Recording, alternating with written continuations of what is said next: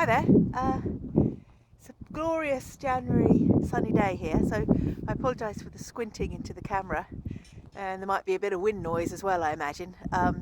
Certainly for anyone who ever sees the photographs that I post about washing, it's a great day for drying your washing. So the next video I'm going to show you is about the boats that Roe Venice own, a little bit of history about them and how they came to be in the possession of Roe Venice. They're beautiful boats, and I hope you enjoy seeing some images and hearing about them. Take care.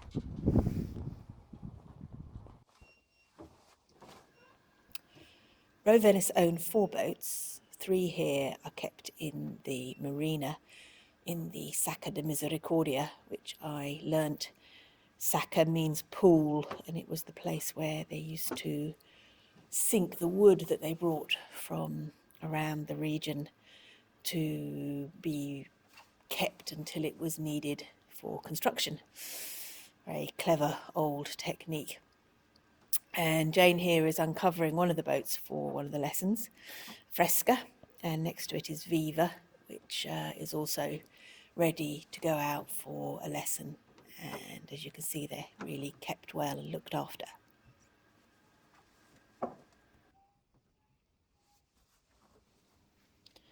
Obviously, all boats in Venice were originally wooden, and there were many different styles, and they slowly got phased out in favour of motorboats, which became plastic motorboats. And this particular boat, because it has this curved shape, was one of the first ones to disappear because you couldn't fit a motor on the back of the boat.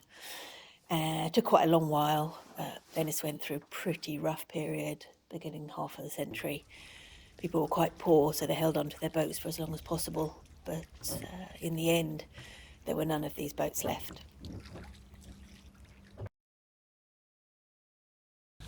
If you stay there, I can take my mask off. You can hear me better. So tell us a little bit about this stunning boat that you use to teach people to row.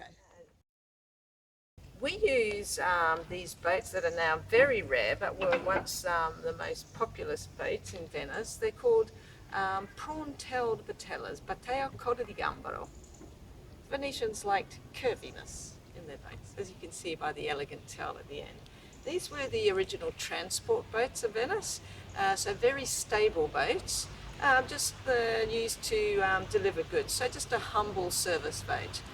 It's not as ornate as the gondola. We don't stress so much about it. And, but more importantly, it's not asymmetrical, so it's completely stable. It's not going to flip over or anything like that. In short, a very good beginner's boat.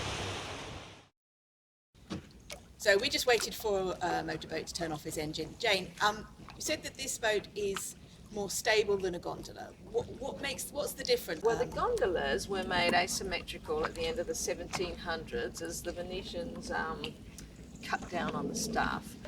So they made the boat so it bows out on one side more, is longer on one side than the other, so that it's easier for one person to steer it.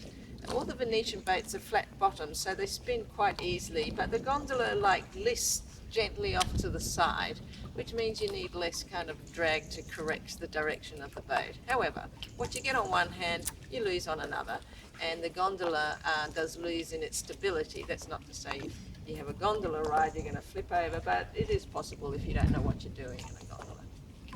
What you would be doing in this boat is having 2 people row, is that correct? Yes, well, most of the time. I mean, it can be rowed by one person. However, with a heavy load, I think they probably would have used 2 people. We have our boat set up so that 4 people could row them. The person who's front stroke at the front of the boat is proa, on the proa side.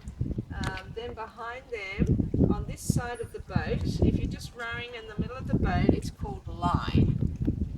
And on the position just underneath the back of the boat, here on the proa side, the bow side, is the centina, and that person helps steer the boat if needed. And at the back here, we have the poppiere, the popper. Excellent. Well, that's quite a lot of information about the boat to get us going. Obviously, we're filming this during the time of SARS-CoV-2 and the disease COVID-19. That means that you have to follow certain protocols. You are still allowed to give people lessons because you do that. Just give me a little quick description of what those protocols are. Okay, so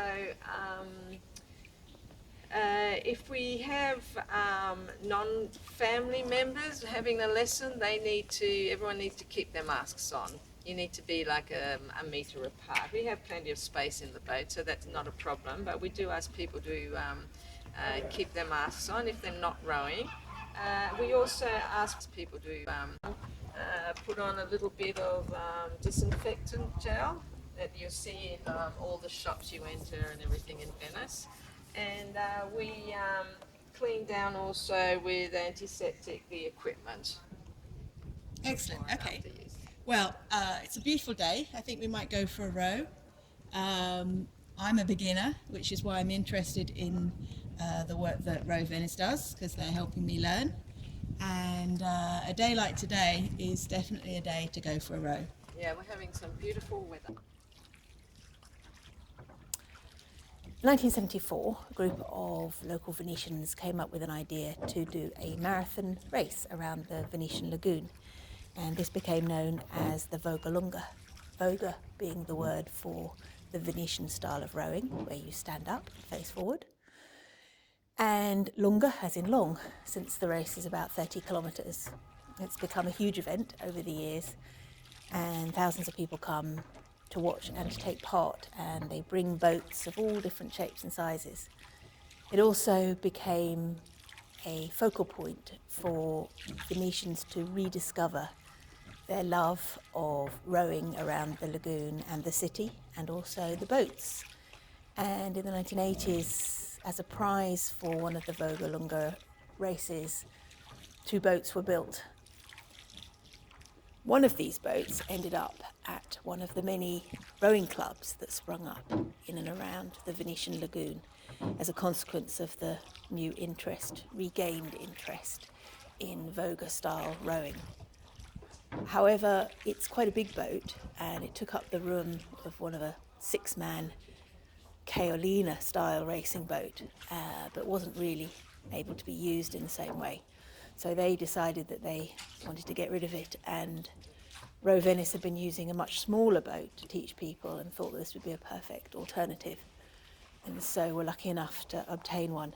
And then she had 2 more made, and it really is an amazing, unique vessel to get an opportunity to row around the lagoon in, and often gets admiring looks from tourists and locals alike.